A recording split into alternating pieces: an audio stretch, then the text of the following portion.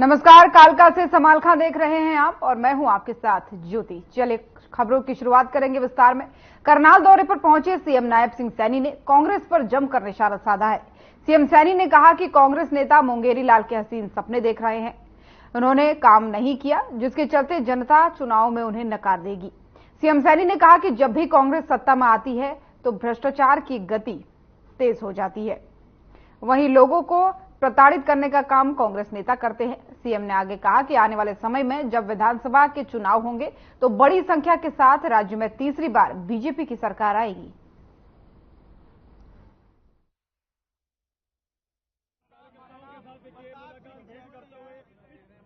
देखिए, इनके पास कुछ होने वाला नहीं है और ये लोग मुंगेरी लाल के सपने देखते रहते हैं। काम इन्होंने किए नहीं और जब काम इन्होंने किए नहीं तो लोगों ने इनको नकार दिया है, जनता ने इनको नकार दिया है और जब जनता ने इनको नकार दिया है तो अब ये सत्ता में आने वाले नहीं है, क्योंकि जब भी ये सत्ता के अंदर कांग्रेस पार्टी आती है भ्रष्टाचार की गति बढ़ती है, लोगों को लाइन में खड़ा कर देते हैं, लोगों का शोषण करते हैं और लोगों को प्रताड़ित करने का काम ये कांग्रेस के लोग करते हैं। अब इनकी बातों में आने वाले नहीं है, इनको नकार दिया है और आने वाले समय के अंदर ये लोकसभा की हमारी 10 की 10 लोकसभा की सीटें तो आ रही हैं, परंतु अगर आप देखेंगे ये जब सितंबर के अंदर विधानसभा के चुनाव होंगे बड़े मैंडेट के साथ तीसरी बार हरियाणा के अंदर भारतीय जनता पार्टी। हरियाणा में 3 निर्दलीय विधायकों के सरकार से समर्थन वापस लेने के बाद से प्रदेश की सियासत गरमाने लगी है। नेता प्रतिपक्ष भूपेंद्र सिंह हुड्डा ने सरकार को चुनौती देते हुए कहा कि अगर सरकार के पास पूर्ण बहुमत है तो राज्यपाल के सामने फ्लोर टेस्ट पास कर लें। इसी के साथ ही उन्होंने जेजेपी पर भी पलटवार किया है।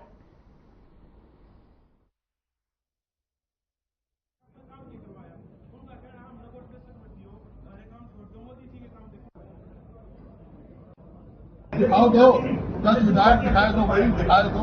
वो तो ये कहते हैं उनको विधानसभा में फिर शुरू करेंगे, गवर्नर का दिखाए दो सही। वो 10 विधायक लेके चंडीगढ़ पहुंच जाए, हमारे विधायक पहुंच जाए। सर भिवानी की बात करें फिर उनको क्या करें,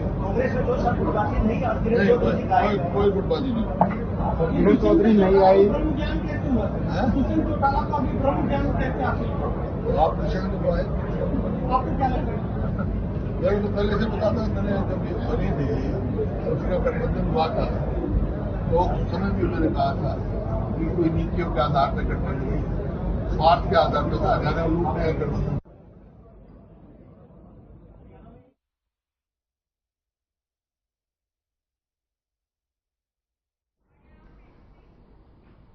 पूर्व मुख्यमंत्री भूपेंद्र सिंह हुड्डा ने सरकार के अल्पमत में आने के बाद जननायक जनता पार्टी द्वारा विपक्ष के साथ होने वाले दावे पर कहा है कि यदि सही मायने में जजपा विपक्ष के साथ है तो वो राज्यपाल को लिखकर देकर आए। इसके बाद वे खुद पार्टी प्रतिनिधि को राज्यपाल के पास भेजेंगे। उन्होंने कहा कि ये सब वोट काटू है, इस बात को लोग समझ चुके हैं।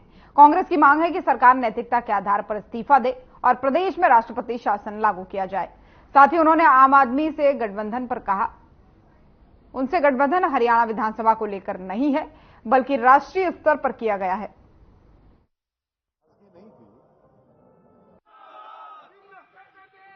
उनके पास तो कैंडिडेट ही नहीं थे, 6 तो कांग्रेस से उधार मांग रखे उन्होंने।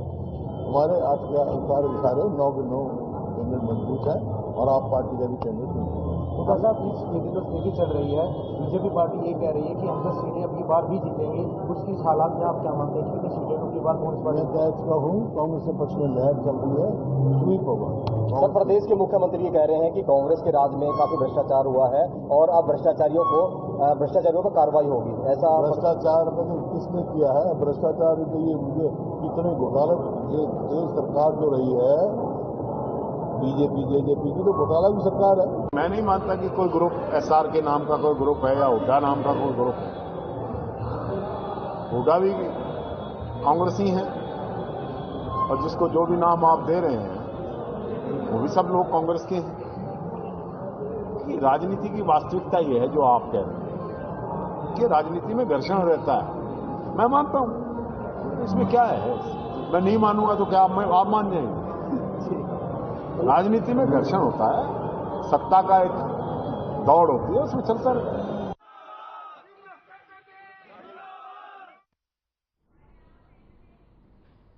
पूर्व उप मुख्यमंत्री दुष्यंत चौटाला ने हरियाणा के राज्यपाल को पत्र लिखा है।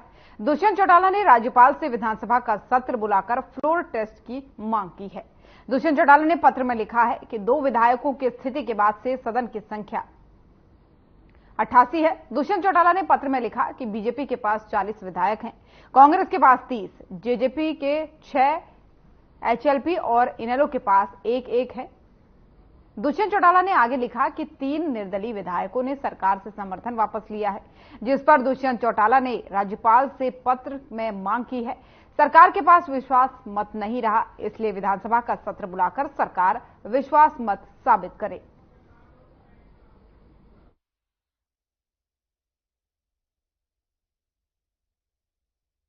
एक नया मोड़ आया है।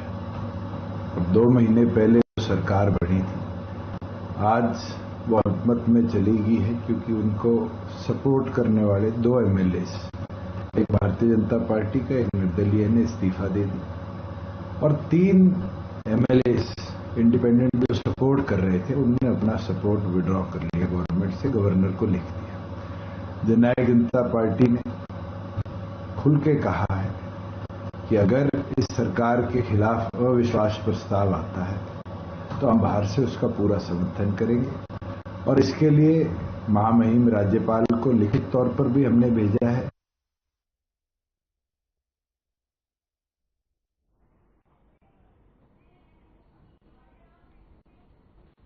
हरियाणा बीजेपी के वरिष्ठ नेता सूरजपाल अम्मू ने पार्टी से इस्तीफा दे दिया है।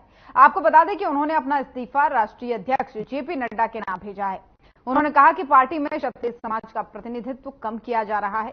इसी के साथ ही उन्होंने बताया कि साल 2014 में क्षत्रिय समाज के कद्दावर नेताओं को पार्टी से दूर किया जा रहा है।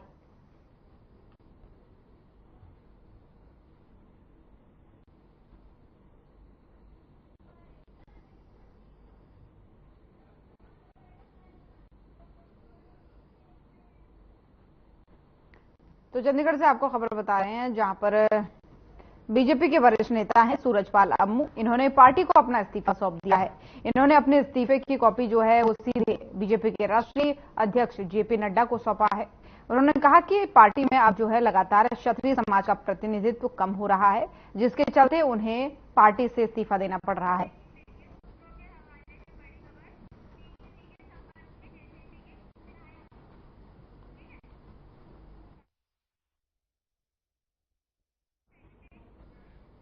और एक बड़ी खबर सामने आ रही है सूत्रों के हवाले से, जहां पर बीजेपी के संपर्क में जेजेपी के कुछ विधायक बताए जा रहे हैं। तो सूत्रों के मुताबिक ये बड़ी खबर सामने आ रही है, जहां पर कुछ बीजेपी के संपर्क में जेजेपी के विधायक बताए जा रहे हैं। तो चंडीगढ़ से आपको ये खबर बता रही है, जो सूत्रों के हवाले से आ रही है। बीजेपी के संपर्क में है जेजेपी के कुछ विधायक। सूत्र कह रहे हैं पूर्व सीएम से मिले जेजेपी के 3 से 4 विधायक।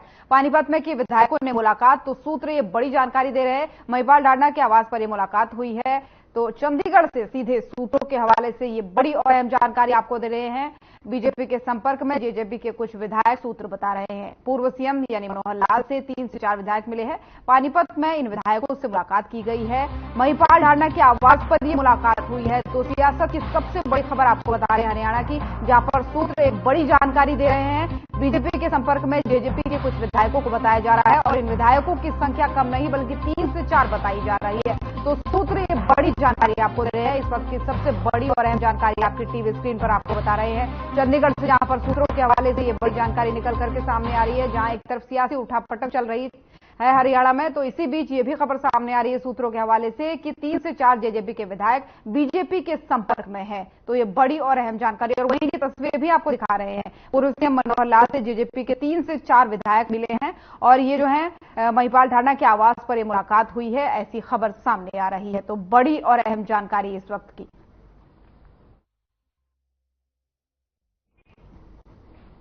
और लोकसभा चुनाव का बिगुल बज चुका है। हरियाणा में मतदान प्रतिशत बढ़ाई को लेकर के, जहां पर आपको बता दें कि जिला प्रशासन और चुनाव आयोग सक्रिय है। तो वहीं सामाजिक संस्थाएं भी इसमें अपना अहम योगदान दे रही हैं। साथ ही आपको ये भी बता दें, एक तरफ जो है मतदान होने हैं 25 मई को हरियाणा में, उसको लेकर के लगातार जागरूकता रैली निकाली जा रही है। यमुनानगर के ग्रीन पार्क में वेलफेयर सोसाइटी ने बच्चों के सहयोग से मतदाता जागरूकता रैली निकाली है, जिसमें बच्चे, बूढ़े, नौजवान सभी अपने हाथों में मतदाताओं को जागरूक करने के लिए नारे लगाते हुए चल रहे हैं।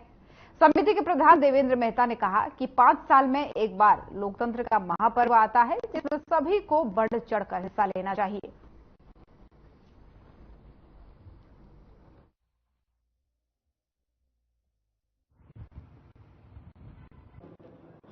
जो इलेक्शन कमीशन की हिदायतें हैं और हमारा भी ये दायित्व है कि हम जो नागरिकों को इंकरेज करें कि वो अपना वोट और मतदान करें। तो इसके लिए हमने काफ़ी स्टेप्स उठाए हैं। हमने RWAs जितने हैं शहर में उनके साथ मीटिंग भी की है और उनको प्रोत्साहित किया है कि वो वोटर अवेयरनेस की रैलीज निकालें। साथ ही साथ हमारे जितने गवर्नमेंट स्कूल्स हैं, प्राइवेट स्कूल्स हैं, हमने इनके साथ भी पार्टनरशिप में काफ़ी painting competition, rangoli competition, quiz competition किया है, ताकि जो स्पेसिफिकली कॉलेजेस में भी, ताकि जो 18 साल की एज के बाद जो न्यू वोटर्स हैं वो भी अपना राइट टू वोट यूज करें। और मैं इस साल पहली बार वोट डालने वाली हूँ और मैं उसी को चुनूंगी जो हमारे लिए, हमारे देश के लिए, हमारे स्टेट के लिए और खासकर औरतों के हित में काम करेंगी। हमारे स्टेट हरियाणा में जो वोट होनी है वो 6ठे चरण में है, जो कि 25 मई को है और मैं बहुत प्राउड फील कर रही हूँ कि मैं इस बार वोट डालने जा रही हूँ। किसी रीजन की वजह से मैंने पहले वोट नहीं दिया, तो इस बार मैं प्राउडली उसी को वोट करूंगी जो हमारे देश के लिए और हमारे लिए सोचेगा। मैं इस बार पहली बार मतदान करूंगी। मुझे इस चीज के लिए बहुत खुशी है कि हमारे यहाँ 25 तारीख को हरियाणा में मतदान होने जा रहा है। मैं अपना मत उस प्रत्याशी को दूंगी जो हमारे हरियाणा के लिए, हमारे देश के लिए, हमारे राष्ट्र के लिए अच्छा होगा।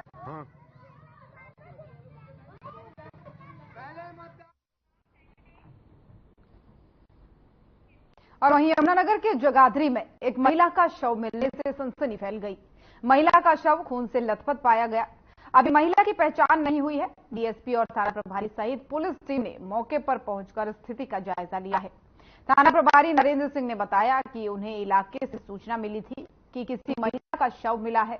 मौके पर आकर जो हालात देखे उससे हत्या का मामला लग रहा है। फिलहाल महिला की पहचान नहीं हुई है और महिला की जो उम्र है वो 24 से 25 साल की बताई जा रही है।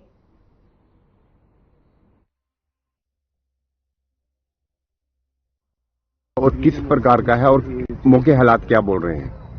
अभी सूचना मिली थी डेड बॉडी की, मौके पे आए और अपनी जांच कर रहे हैं। तो हमारी प्रथम जांच है और प्रथम जांच से लग रहा है मर्डर का मामला है, तो हम जो हमारी कार्रवाई वो करके आगे इसमें प्रोसीड कर रहे हैं। तो अनआइडेंटिफाई है, अभी पहचान नहीं हो पाई है और देखने से उम्र 24-25 साल के करीब लग रही है। पहचानने की कोशिश की जाएगी, उसके बाद ही कुछ बता पाएंगे।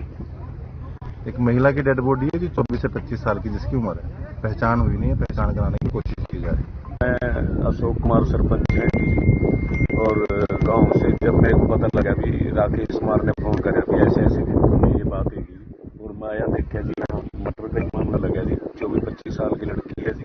और फिर मैंने पुलिस को इन्फॉर्म कर दिया और मौके पे पुलिस पहुंच गई जी जल्दी। तो यहाँ की तो नहीं लग रही जी, बिहारी के तौर पे लग रही है, कोई लड़की बाहर की है। पुलिस ने आकर के मौके पे सारा इसकी फोटो वगैरह ली जी और ये देखा जी और मौके पे आके सारी जी।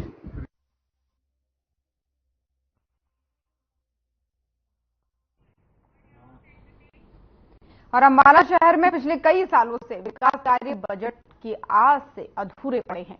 इन अधूरे पड़े विकास कार्यों का जायजा लेने के लिए यूएलबी की टीम अम्बाला शहर नगर निगम पहुंची और मीटिंग भी उन्होंने की। कई घंटों तक चली इस मीटिंग में कई मुद्दों को लेकर के चर्चा की गई। इस बारे में पूरे ज्यादा जानकारी देते हुए नगर निगम कमिश्नर संगीता तेजरवाल ने बताया कि महावीर पार्क और नौरंग राय तालाब की प्रोग्रेस जानी है और आने वाले समय में क्या करना है, किस तरह से विकास होगा, इन सब के बारे में चर्चा की गई। वहीं खामियों की बात पर उन्होंने बताया कि एक इंक्वायरी पहले से चल रही है। आज का ये विजिट सिर्फ विकास कार्यों को किस तरह पूरा किया जाए इसके लिए था।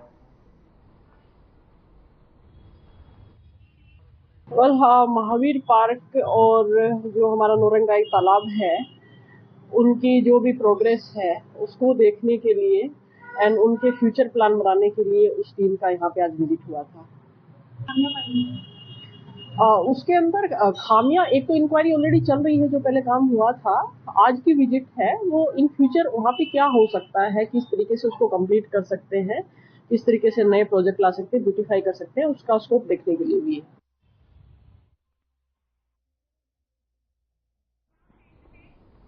और अब खबर अंबाला से है, जहां जागरण के लिए बनी पार्किंग से बाइक चोरी करने वाले 2 शातिर चोरों को पुलिस ने गिरफ्तार किया है। तो बड़ी सफलता ही अंबाला पुलिस के हाथ लगी, जहां चोरों को पुलिस ने गिरफ्तार किया।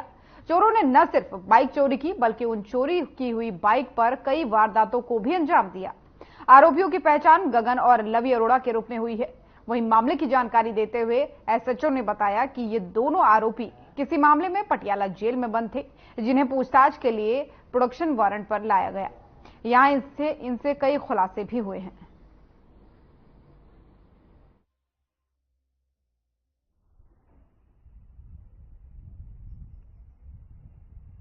सोलह 3/2024 को खाटू श्याम जागरण था। उस जागरण के जब चल रहा था तो उस समय यहाँ पार्किंग बनाई हुई थी, यहाँ शिव मंदिर, जो रामबाग शिव मंदिर है उसके सामने। वहां से ये मोटरसाइकिल 2 व्यक्ति हैं जो गगन और लवी अरोड़ा के नाम से, ये मोटरसाइकिल चोरी करके ले गए थे। उसके बाद इस मोटरसाइकिल पे इन्होंने 6-7 वारदात किए हैं। अभी ये अंबाला पटियाला जेल में बंद थे, वहां से प्रोडक्शन वारंट पे हम इनको लेकर आए हैं। इनसे पूछताछ की है, मोटरसाइकिल जीरकपुर थाने में बरामद की जा चुकी।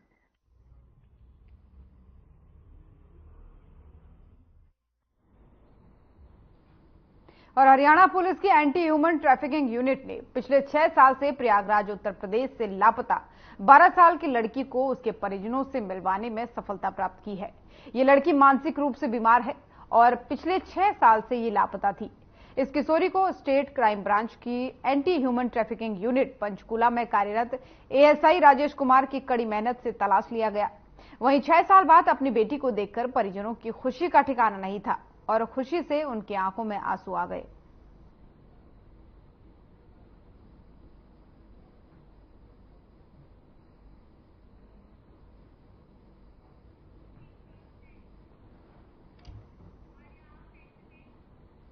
और कुरुक्षेत्र जीटी रोड पर सेक्टर 32 में बनी द फ्लावर सिटी में प्लॉट लेने वाले सैकड़ों लोगों के साथ धोखाधड़ी हो गई है और कंपनी मूक दर्शक बनी रही।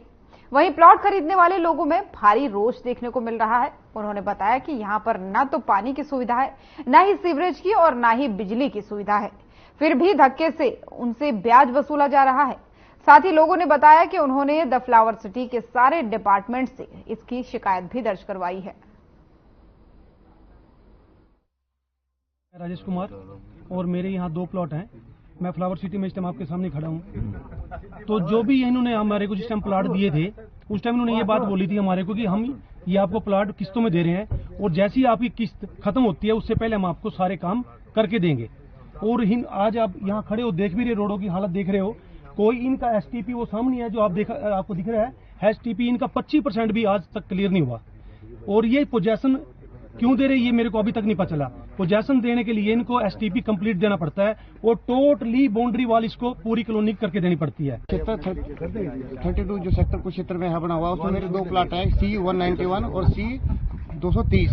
और C230 के सामने खड्डे खोदे पड़े, ना सीवरेज की लाइन है वहाँ पे, ना पानी की लाइन है, ना सड़क बनी हुई है। और मेरे से इन्होंने ब्याज मेरे खाते में रखना शुरू कर दिया, बिना पोजीशन लेटर दिए मेरे को पोजीशन करे, तेरे पोजीशन ले ले। और C191 नंबर प्लाट के अंदर इन्होंने जब मैं पूरी पेमेंट जमा करा दी, उसके बाद जब मैं उसकी स्टेटमेंट मारने गया तो मेरे खाते में ब्याज लगा रखा। मैंने किस बात का, मुझे आपका चेक बाद में क्लियर हुआ, इसलिए उसका ब्याज देना पड़ेगा वो भी। दीनदयाल योजना के अंदर बड़े बड़े मोटे अक्षरों में लिखा जाता है कि दीनदयाल योजना में जो टाउनशिप होगी उन पर 5 साल तक मेंटेनेंस चार्ज नहीं लगती। जब ये एप्लीकेशन निकालते हैं तो उसमें ये भी हाईलाइट करते हैं और ये पोजेशन देते ही मेंटेनेंस चार्ज इन्होंने लगाने शुरू कर दिए, जो कि बिल्कुल सर्वथा अन्याय है, लगा ही नहीं सकते और इसके खिलाफ तो उनको जेल हो जानी चाहिए। तो कोई शिकायत वगैरह दी आपने? कौन सी शिकायत है जी? किस नाम से सिटी बनी? अभी इन्होंने मांगा है मेरे से, अब उनको शिकायत दूंगा। मतलब किस नाम से जगह? ये फ्लावर सिटी है, इसमें मेंटेनेंस चार्जेस 5 साल तक नहीं लगते।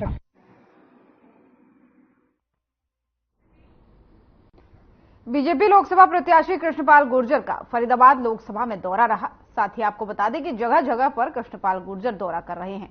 तो वहीं लोकसभा प्रत्याशी कृष्णपाल गुर्जर के भव्य स्वागत में पृथला विधायक नयनपाल रावत भी मौजूद रहे।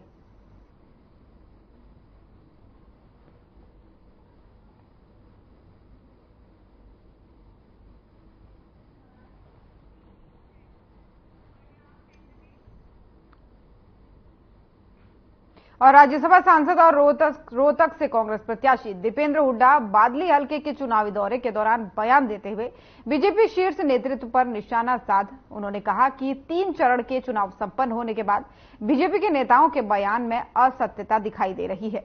उन्होंने आगे कहा कि इसका कारण साफ है कि इन 3 चरण के चुनाव के बाद से बीजेपी नेताओं को ये लगने लगा है कि परिणाम उनकी आशा के अनुरूप नहीं आ रहे हैं। यही वजह है कि अब उनके बयान असत्यता की ओर जा रहे हैं। दीपेंद्र हुड्डा ने रोहतक सीट भारी मार्जिन से और प्रदेश की सभी 10 सीटें गठबंधन को मिलने की बात कही है।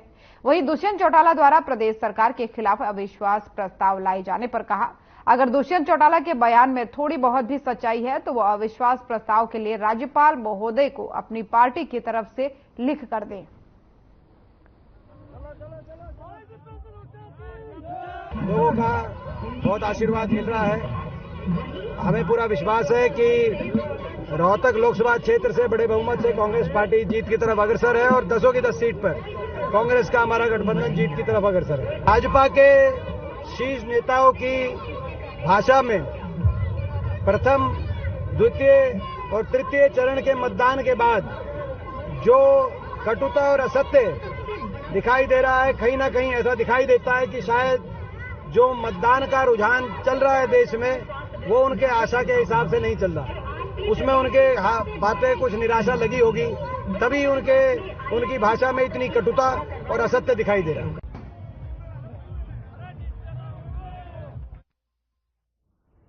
पूर्व मुख्यमंत्री भूपेंद्र सिंह हुड्डा और उनके सांसद पुत्र दीपेंद्र हुड्डा द्वारा हरियाणा में राष्ट्रपति शासन लगाए जाने की मांग पर बीजेपी सांसद डॉक्टर अरविंद शर्मा ने पलटवार किया है।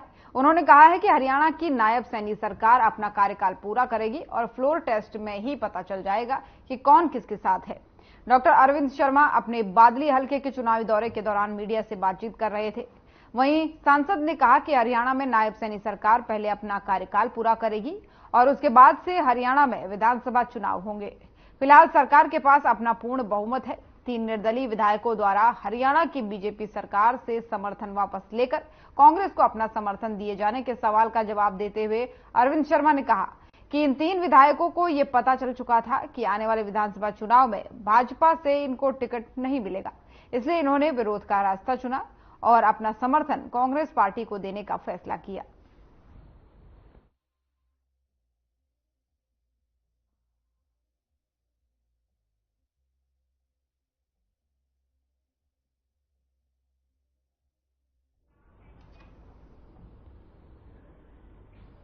बीजेपी के राष्ट्रीय सचिव ओम प्रकाश धनखड़ ने लालू यादव के बयान का विरोध किया है। आपको बता दें कि लालू यादव ने देश में मुस्लिम समाज को आरक्षण दिए जाने का समर्थन किया है, जिसे लेकर के ओम प्रकाश धनखड़ ने कहा है कि लालू यादव ही नहीं, इससे पहले कांग्रेस के प्रधानमंत्री रहे डॉक्टर मनमोहन सिंह भी ठीक इसी प्रकार के बयान दे चुके हैं।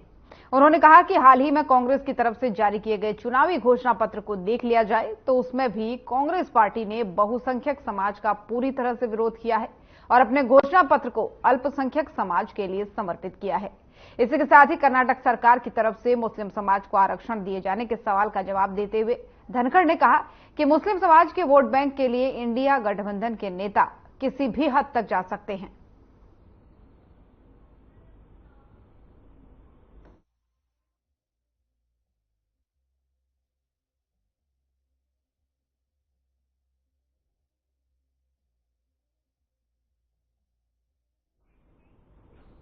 हर खबर हरियाणा देख रहे थे आप। बुलेटिन में फिलहाल इतना ही।